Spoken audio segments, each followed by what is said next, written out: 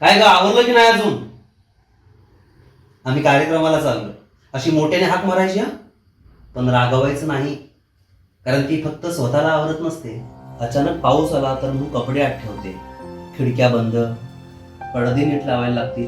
संडास बाथरूमचे दरवाजे बंद आहेत का? गॅस, शेगडी, सिलेंडर, सासूबाई चुकून लवकर आल्या तर गरम पाणी. सगळी भांडी नीट ठेवली का फ्रीजमध्ये? लाईट सगळ्या नीट बंद केल्यात का? आणि मग ती स्वतःकडे बघते. कारण ती फक्त स्वतःच आवरत नसते, आपलं घर सावरत असते. आणि मग ती तयार होऊन आली, मी तुम्हाला एकच प्रश्न विचारते. अहो, कशी दिसतेय मी?